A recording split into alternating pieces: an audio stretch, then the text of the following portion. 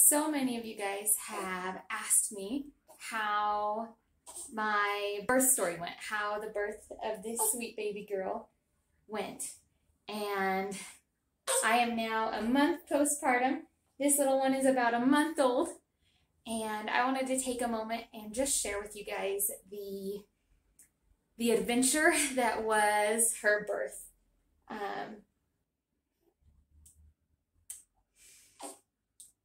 I will say it was the emotionally and physically most difficult 56 hours that I have been through in my life.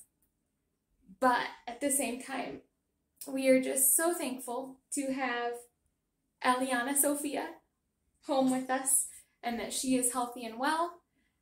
So stick with me for this video, and I'm going to share with you how the birth of Eliana went and what made it so difficult.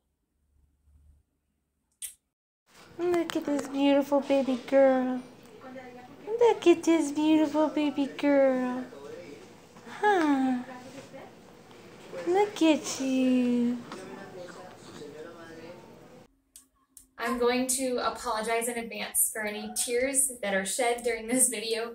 This is still a very tough subject for me, but I wanted to share with you guys, since I've shared the whole journey of this pregnancy, I wanted to take a moment to share how the birth went. A question for you mamas out there. If you have had a C-section or a breech C-section specifically, I'm curious to know how big your incision was. And the reason I ask is because I was looking online because I was really surprised. It actually took me over a month to really start to heal and be able to sit. And so I looked online and I wondered what an average C-section length is. And it said 4 to 6 inches. But I'm wondering if that changes for a breech C-section, because my baby was breech. And so the doctors told me that they make the incision here, in Colombia specifically, really big so that they don't risk hurting the baby as they pull the baby out. Well, my incision literally is from here to here. When I originally measured it, when my belly had not gone down yet, it was 14 inches long. Now that my belly has shrunk back almost to normal size, we're still working on it, it's about 10 inches long. But I'm super curious, if you had a breech C-section, how long was your incision? I'm curious if it's normal for them to be super long or if Colombia just exaggerates things. So comment down below and let me know what you think.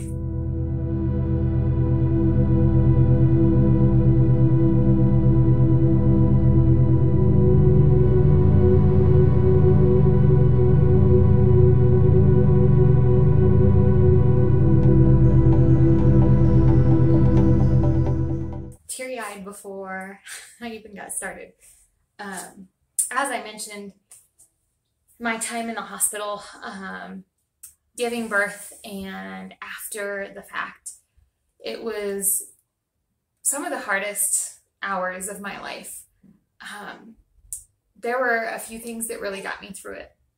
The first thing was the Word of God. My husband actually, so thankful we had Bibles in the car, because I didn't even think to pack a Bible in my hospital bag. But we have Bibles in the car. There's a church in Pueblo, Colorado, that recently mailed us some New Testament Bibles. And so he ran out to the car when we realized that my husband wouldn't be able to stay with me in the hospital, that I would be alone. He ran out to the car and grabbed me a Bible, and that was the last thing he brought up to me before he had to leave. And I remember in those long hours in the night when I was alone and waking up every 1 to 2 hours to feed Eliana, that it was so comforting to have that Bible with me. And so I'm very thankful for that. Thank you to the church that sent those. We have been able to give some away. I gave them to my 3 different roommates that I had in the hospital. I had 3 roommates while I was there. The Bible obviously helped me, and I'm going to share a few verses with you guys. But the other thing that really helped me through was I just kept telling myself, at the end of the day, we have a baby girl. At the end of the day, we have a baby girl. Over a month out, had her over a month ago, and it's still raw. It's still hard to even think about, to remember everything that happened. if I told you everything that went on at the hospital, and it was quite a lot. I actually typed it up to try to not forget anything, and it is 5 pages. So if I were to tell the whole story, the 5 pages, there's no way. The video would be too long. But I am going to just talk about a little bit of what I went through, and then at the end, I'm going to share a few Bible verses that really helped me get through it, because I will say it was a very, very tough time. So if you are going through something hard, stick with me till the end and hear those verses. I have 4 verses that just really helped me and really lifted me up. So stick with me to the end, but I will share a little bit about kind of my story, my birth story, and it was what I would call a very traumatic experience. So it was a scheduled C-section because my sweet daughter did not flip herself around. She was breech until the very end, and so they scheduled a C-section. And I went in at about 8 a.m. and they put bracelets on me. So they put 3 different bracelets, and I wanted them to put the bracelets on my right hand, but they put them on my left, which that's important for a little bit later. And they just did some triage notes and things, and then we waited until they called us up to the maternity floor. Well, when we got to the maternity floor, that was where the difficulty started. I honestly thought after a month that it wouldn't be so raw, but it is. It's still raw. When we got there, I was the only one that was allowed to go in. So that was where I had to say goodbye to my husband and goodbye to my support system. And for the next few hours, I was fending for myself in a foreign language, stressed out, nervous, anxious, and at points in pain and very alone. So that was very hard. When I went in, there was just lots of waiting. They would move me from like one waiting area to the next, and I just had to wait. I was very, very nervous. I was very on the verge of tears the whole time, just so anxious, so nervous. And I remember I literally was counting the bricks on the wall. It was a panel of 13 by 30. So there were 13 across and 30 down. And I did the math in my head first and I was like, okay, there's 390. And then I decided I would count them to make sure. Once I had counted all the bricks, I started counting the tiles on the floor, just anything to keep my mind busy. I would hum songs in my head and just try to sing, but I had to wait and wait and wait. And there was really no communication. I couldn't communicate with my husband, Andres, and I didn't really have anyone at my side. My husband had a nurse actually bring me a cell phone after about 30 minutes. And so I had my cell phone for a little bit and was communicating with him. But eventually they took my cell phone away from me. They did an ultrasound around 10 a.m. So at this point it had been about 2 hours just to confirm that she was still breech. And unfortunately she was. And again, I had to wait. And they came and they checked my bag of 10 approved items, which if you don't know what I'm talking about when I say 10 approved items, check out this video because the hospital had a rule about what items I was allowed to take in. And I was very well versed on that. I knew what I was allowed. So check that out because it's hilarious, the things they consider approved to take into labor and delivery. And what was interesting was the nurse was very rude, very gruff. I had the 10 approved items and then I also had undergarments because I had just changed. So I had my street clothes in my hands with my shoes, and then I had my bag of 10 approved items. Well, I had put my undergarments in this bag because I was like, okay, after I give birth, eventually I'm going to want to put clothes back on. And there were no clothes in the bag. So I was like, at least I'll have my undergarments to put on under the gown that they give me, whatever. And so I had that in the bag. And the lady noticed that I still had my clothes and shoes, and she starts going through my bag and she got angry at me. Super angry. You can't have this. What are you even thinking? Moms are so dumb. And she used a few other choice words. And I'm sitting there still nervous, still anxious, on the verge of tears. And that just wasn't what I needed. Well, then she looks at me and she goes, you need to take this out to your husband right now. Well, my husband's in a public waiting room and I'm in a gown. I'll put a picture up here. But I'm in this gown that, yes, it closed, but it literally touched close. If I walked, it opened and everything was visible. And I had no clothes on underneath. And I was like, that's not modest. I don't want to go out into the public waiting room in this semi see-through gown that barely touches closed to take my stuff to my husband. I told her, no, I won't do that. Someone else can take it to him. This is his name, but one of you guys needs to run it out to him because I'm not going out in this lack of a gown that I'm forced to wear. And so she ended up getting someone to take it out to him. Thankfully, I didn't have to. But it was just, that was my first experience really talking to one of the hospital workers. And it was a rough start. Well, then they went in to put in my IV, and they asked me what my dominant hand was. And I said, it's my right hand. And I said, perfect, we'll put it in your left, which is smart because after the fact, I'm going to be taking care of myself and moving around. I knew I would be handling my daughter and changing her and things like that. And so I needed to have my dominant hand free. Well, they looked at my arm and realized that they had put the bands on my left hand. And so I told her, I was like, well, just move the bands over to the other arm. And she goes, nope, that's too much work. And so she put the IV in my right arm, in the joint of my wrist, which unfortunately was also not the greatest option.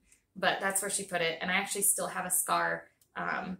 It's a pretty good size scar from it, and it's over a month later. But anyway, so she put that in, and they almost immediately took me back to the OR, put me on a gurney, and wheeled me back to the OR. And I just remember watching the lights go by and so nervous, so anxious. But I got in there, and it was about 10:30 a.m. at this point. They did a quick check to make sure that she was still breech, or not still breech, but like to check the positioning, I guess. And she was. And they had me curl up into a fetal position on the bed. And it was a teaching hospital. And so the student was actually the one doing the spinal block, not an epidural, but a spinal block. And unfortunately, the student did not know what she was doing. So she stuck me. And she was probably playing around with after she had stuck me for over a minute. And so at one point from midline left, everything went like pins and needles. Like it was literally like someone was sticking thousands of pins and needles from my toes to my neck in my entire left side of my body. And it was very painful. And I told her, I was like, I feel like I have pins and needles. And she obviously was behind me, so I don't know what she was looking at, but she goes, I'm sorry, but that's not a possible reaction to this medication. And I was like, it's a reaction to something you're doing. Like, you can't tell me it's not happening. I'm telling you that this is what I'm feeling. And she goes, no, that can't be possible. And I was like, it's possible. I'm literally telling you that that's what's happening. At that point, the doctor who was her supervisor, who was sitting against the wall on his cell phone, not paying any attention, looks up from his phone, and I could see him because I was curled up looking at the doctor while she was behind me. And he finally looks up from his phone and he goes, oh, that's because you went way too far in. I'm sitting here on a table with some lady playing around in my spinal cord, the doctor not paying any attention, and he goes, you went too far in. Terrifying moment. So she takes the needle completely out and has to stick me again. Still can't get it, and tells him that she can't get it. So then he finally gets up and huffing and puffing, and he's frustrated with her, which means he's not going to handle me well. And he sticks me again, and he couldn't get it. So then they had me sit up and hunch over, which opens up your spine a little bit more. And they had a nurse come in front of me. At that point, I honestly just needed like human contact. I needed someone there comforting me because I was in pain. I was scared. I was alone. So when that nurse got in front of me, I latched onto her. Poor thing. Probably startled her, but I just grabbed her gown and just held on.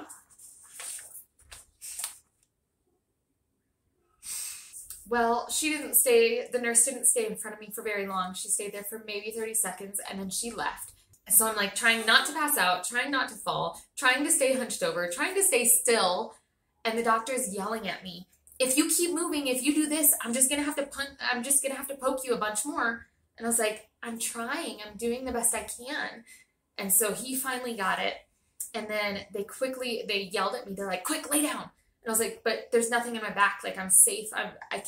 I'm okay to lay down. Well, they got angry and they said, if you don't lay down, your body's going to go numb. And they started yelling at me, which made me even more stressed and panicking. But I laid down.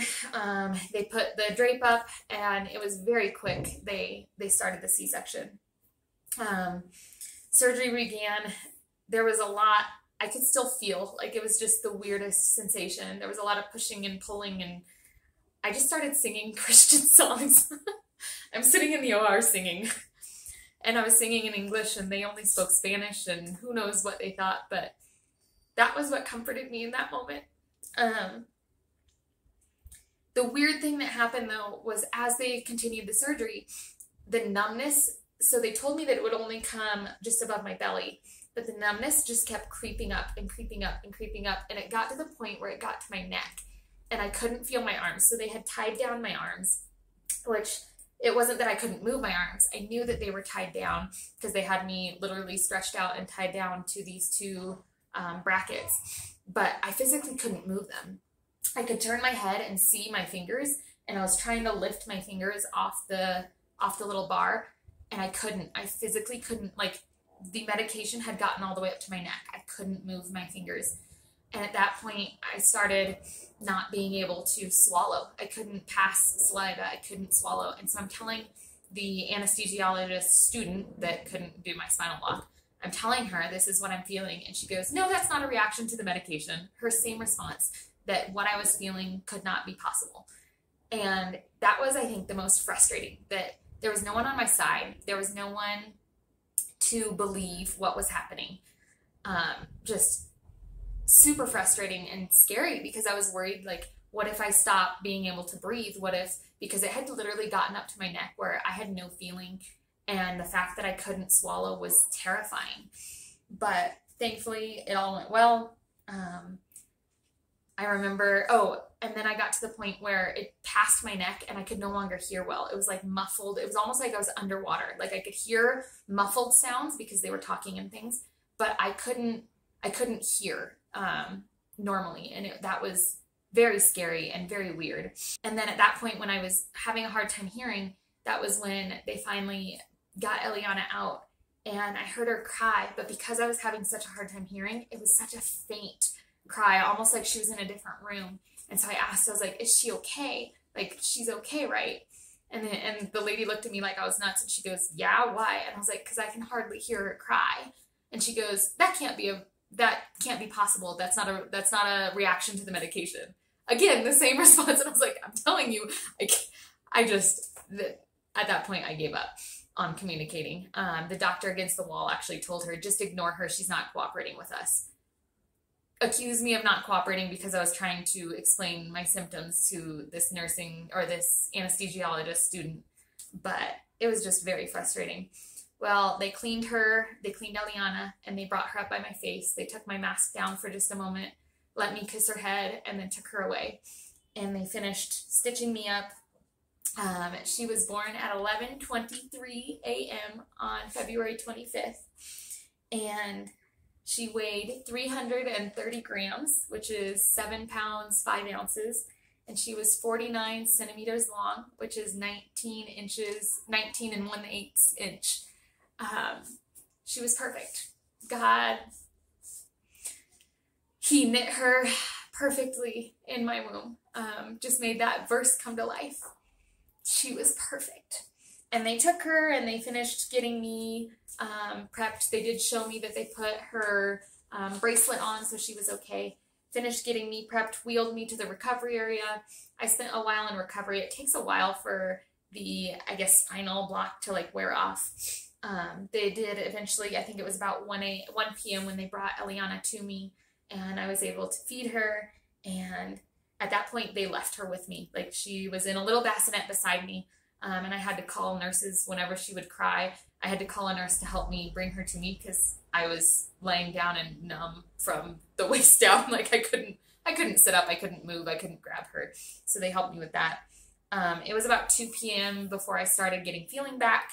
At, I think, 2:30, they finally gave me permission to eat my now cold lunch that they had brought me. And yeah, so they had food underneath my gurney waiting for doctor's approval for me to eat it. It was hospital food. Delicious. At 3:30, they finally brought my husband back to me, and it was the first breath of fresh air that I had. I was so thankful to see him and to see him with our daughter. I have a picture of his first time holding her, and just seeing that miracle come to life. By 5, I was finally taken to my room, and it was a shared room with another girl, but she was super sweet. I was actually very thankful to have her for that first night. They had lactation consultants come in. Unfortunately, those consultants were so aggressive. Yeah, super aggressive, manhandling. They caused more pain than she did. Oh, it was frustrating. But anyway, they came in. Andres was allowed to be with me for a couple hours. They let him stay there with me for a little bit. And then we were able to send, he was able to leave the phone with me at that point, and I was able to send some pictures to my family and to his family and to share with them her name, because we did keep that a secret until after she was born. And as the night continued, they told me that I had to formula feed her, which I didn't understand because she was eating well, but they told me I had to formula feed her, and they actually told me that I had to feed her the formula before she tried to breastfeed, which was the weirdest, because then after she was full of the formula, which was easy food, why is she going to try to force herself to exert energy to eat if she gets easy meals? And so I'm going to be honest, I ignored the doctors, and I would breastfeed her first. And then after that, I would fill in the extra space, as I call it, with formula until she didn't want any more formula. And usually it was more formula than she wanted, but it was because I had already fed her before that. And so I wouldn't necessarily feed her all of it. They gave me about 3 ounces, and I would feed her probably 2.5, but there was always a little bit left. Well, at one point during the night, one of the nurses came in and yelled at me, "I can't believe you are starving your daughter that you're not feeding." But she was fine. She didn't want, she was literally refusing to open her mouth and eat it. She was at the point where she was full. And so at that point, the sacrifices you make for your children. To not get yelled at anymore, I still did the same thing. I would breastfeed her and then formula feed her, and every 2 hours they would bring me this formula, and I would feed her as much formula as she could take in, but she wouldn't drink it all. And to avoid getting yelled at, I drank the formula. And I don't know if you guys have ever tried baby formula. It is the most disgusting. Oh, it's nasty. It's really nasty. The sacrifices you make for your children. But I would drink it so that I wouldn't get yelled at again. It was terrifying because she had to co-sleep with me. She had to sleep in my bed. And now, I was C-section, so I wasn't really moving. But it was still terrifying to have a little human sitting beside you that you're worried about what's going to happen to her. And that pretty much went on the whole night. Every 1 to 2 hours, getting up with her, changing her whenever she went to the bathroom. I had to change her on my lap. There was no other way to change her, so I had to lift her up off the bed. And let me tell you, every movement when you've had a C-section hurts like crazy. It burns, it aches, it feels like someone's jabbing knives into you. It's horrendous.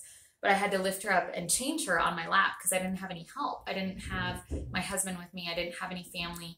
The nurses refused to help. The nurse in the afternoon helped me change her first diaper. And then after that, I had zero help. Anything she needed, I had to do. I had to lift her up. I had to pick her up. I had to situate her. I had to change her. After I changed her, the nurses would get really frustrated if I buzzed to have them help me out of bed to wash my hands. They didn't want to be bothered. And so I started washing my hands just with an extra baby wipe because that was what I had. But at about 1 a.m., I was changing another diaper, and she ended up going to the bathroom while I was changing her diaper. And unfortunately, I didn't react fast enough. I didn't close the diaper fast enough. And so she peed all over the bed. It was quite a bit. And I buzzed the nurse and asked if they had a sheet. Could we change my sheets? "Oh yeah, we'll get right on that." It was a false promise. They never came back to help me change. I held Eliana on my chest for hours, waiting to see if they were going to come back with sheets, and they never did. And so when I realized they didn't arrive, I literally waited for about 2 hours. At about 3 a.m., I finally moved into the spot that had most of the urine, and I slept on top of that, and I put her in a clean spot because I wasn't going to put my precious newborn baby in a dirty area. And so I slept on top of the soiled sheets and put her in a clean zone because I wasn't going to get sheets. Well, at about 4 a.m., I needed to use the restroom.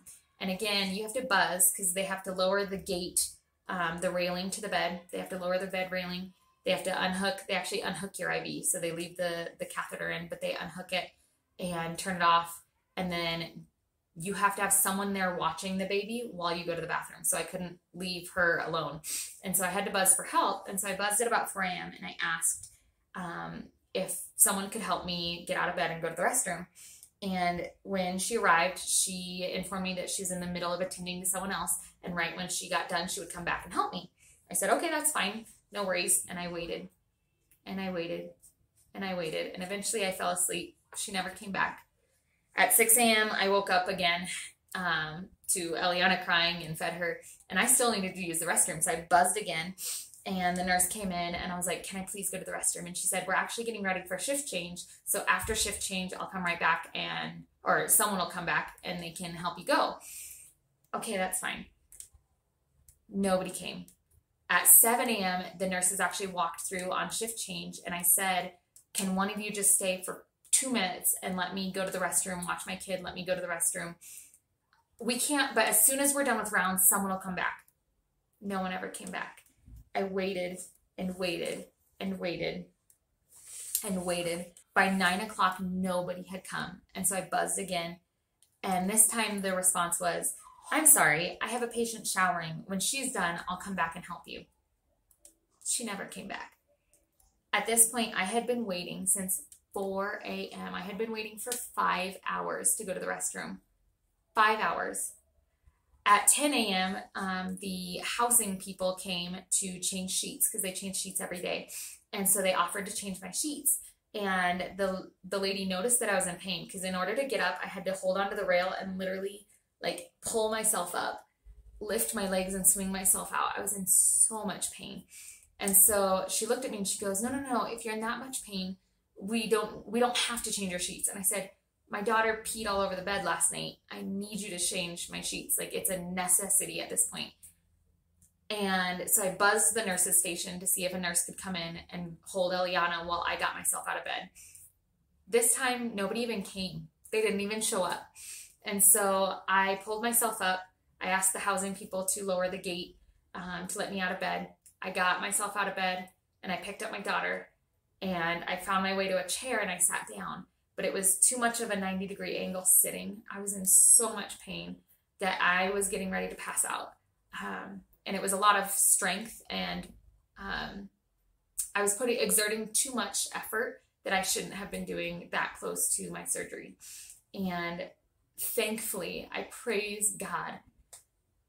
In this moment, a doctor actually entered to attend to my roommate because my roommate needed, I think it was actually a lactation consultant because she was supposed to be discharged that day and she needed approval. I don't even remember, but she had a special doctor come in and it was in that exact moment. God is so good.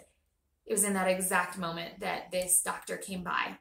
And when I saw that doctor into the room, I looked at her and I said, come grab my daughter now. And the lady looked at me like I was nuts. And I said, I'm going to pass out. I need you to grab my daughter. And she ran around the side of the bed, grabbed Eliana, and I passed out. And I was still semi-conscious. It was one of those, like I blacked out, but I could still hear what was going on. I was still semi-conscious.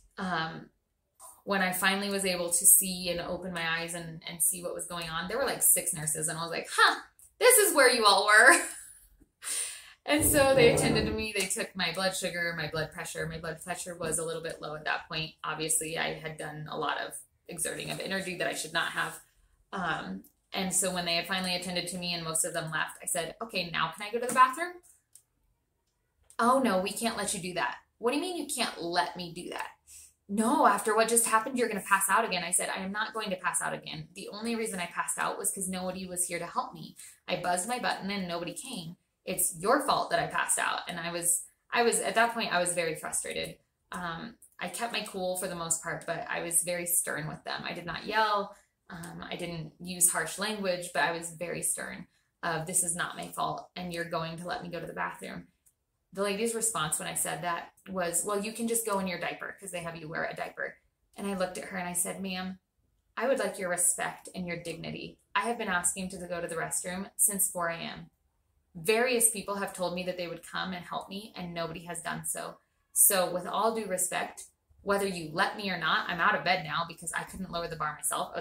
I told her, I'm out of bed now. Either you can disconnect my IV and help me go to the restroom, or I will take my IV with me, but I am going to the bathroom. And so I don't even remember if she disconnected it or not, but I did get up and I went to the restroom. And oh, the relief. But I can't believe I went 6 hours asking multiple times. When my husband finally got there that afternoon and I told him the whole story, my roommate actually said the nurses were super rude, super negligent. Like, it was all, she was there the whole time and said she could not believe the treatment that I had received, the lack of care and consideration that I had received. It was just insane. It was absolutely insane. At 11:15, they cleared Eliana and said, Eliana is clear to go home. At 11:30, they came in and I was told that I was not cleared to go home. It was supposed to only be 24 hours in the hospital, and this was the hardest news to hear, because all I wanted was to go home, to be with my husband, to be in the comfort of my home. He could only be with me for about 4 hours a day during visiting hours, and aside from that, I was alone. Every time she cried, it was so painful to try to get up and attend to her and then not be able to be hygienic and wash my hands and take care of myself. It was just so frustrating. And at 11:30, when they told me that I wasn't going to be allowed to go home because I had passed out, I told them, but that wasn't my fault. It's not that I'm sick. It's not that there is a complication. It's that the nursing staff was negligent. And I was told no. I was told that I would not be allowed to go home. And there were lots of other things that happened, but I'll try to sum it up real quickly. So I had to spend another night in the hospital and spent the next night in the hospital. And again, every 2 hours I was waking up. At one point, I was in so much pain. And so I had not slept since she had been born because I couldn't sleep. I didn't have any help to watch out for her, to change her, I just didn't have any help. And so I hadn't slept and I was so exhausted. And it was about 3 a.m. and she was screaming and I couldn't calm her down. And I knew she needed to be changed, but I didn't have the physical energy. And I remember buzzing my button and the nurse came in and I asked her, I said, could you please just help me a little bit? And the nurse, this is one of the most appalling responses. Yeah, they left me for 6 hours without letting me go to the bathroom. But this response was one of the most appalling. I asked her, could you help me out just a little bit? And she looks at me and she goes, so when your husband's not home and you're home alone with your daughter and she's crying and needs fed, are you just going to let her starve so that she starts convulsing, or are you going to do something about it and help her? And I looked at the nurse and I said, what does that have to do with anything? I'm asking you for a little bit of help to change her diaper right now. So the nurse responded, oh, so you're just going to let your child die. You're just not going to help your child. I couldn't fathom the response I got for asking for a little bit of help. I wasn't asking her to move mountains, but the rude and unrelated response that I received was just appalling. And so she looks at me and she goes, fine, I will go get some gloves. And she was huffing and puffing about it. And I looked at her and I said, ma'am, you're not touching my daughter. Can you just turn on a light so I can see? It was pitch black. I had no lights. And so I couldn't even if I had wanted to, yeah, I could have changed her by feel, but I wouldn't have been able to see if she was clean. So I asked her to turn on a light. And that was at about 3 a.m. She turned on the light. I changed Eliana and the nurse left. And at that point, the light stayed on for the rest of the day. She didn't come back to help me turn the light off. She didn't come back to help me with anything at that point. Various other things happened throughout the night, but that was kind of the worst. The next day, my IV actually came loose because I had been using my hands so much to clean myself, to help myself, and to help my child.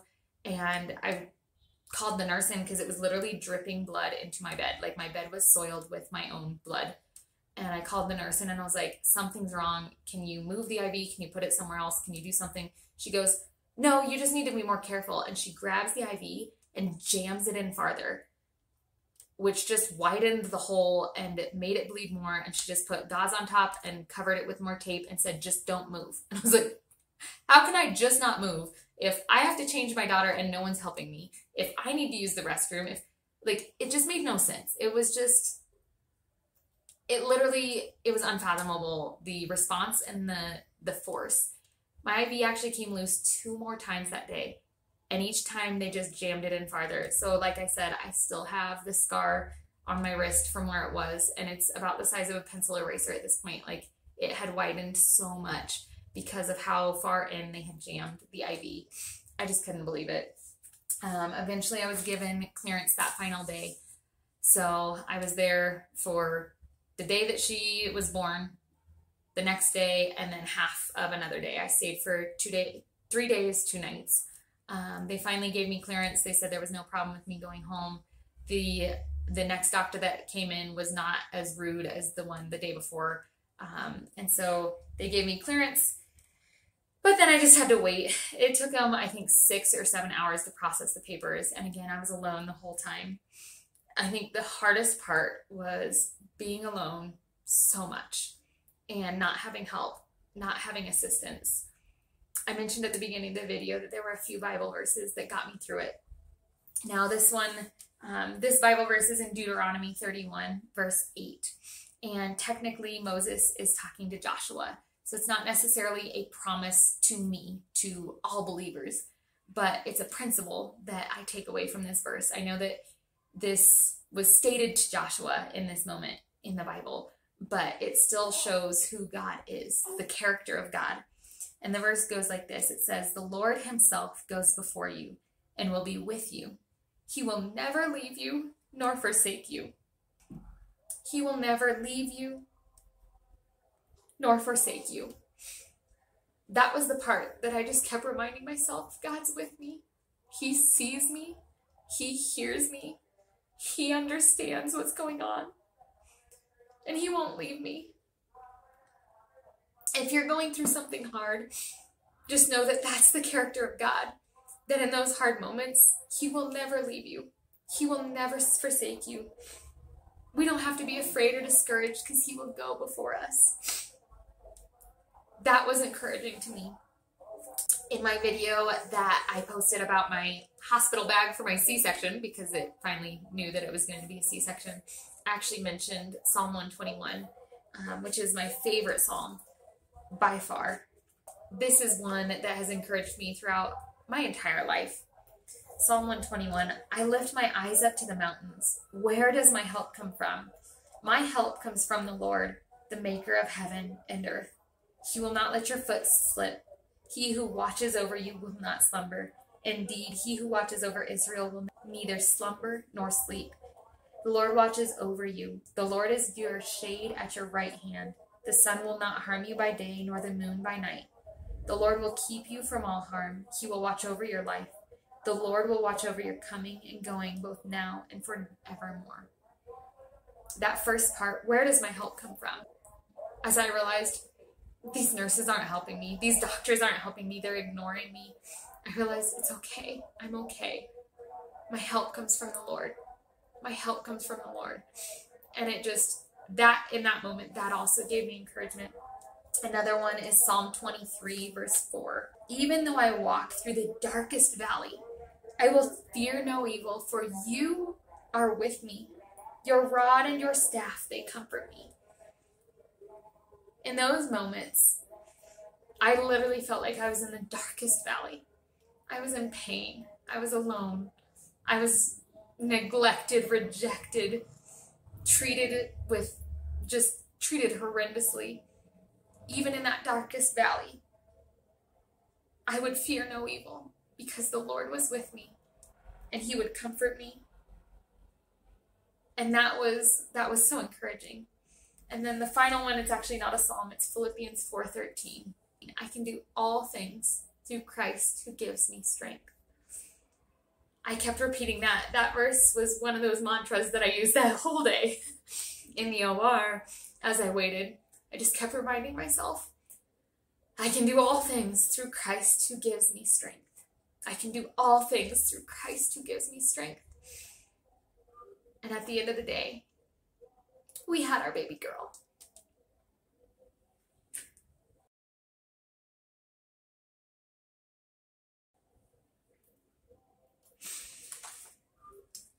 If you're going through a hard time, I just want you to remember, God is with you. He will never leave you nor forsake you.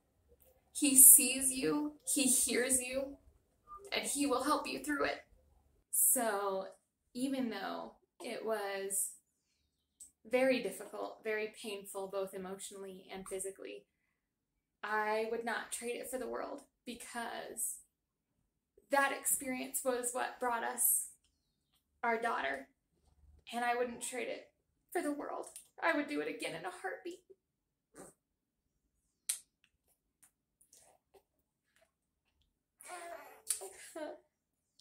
Mommy loves you.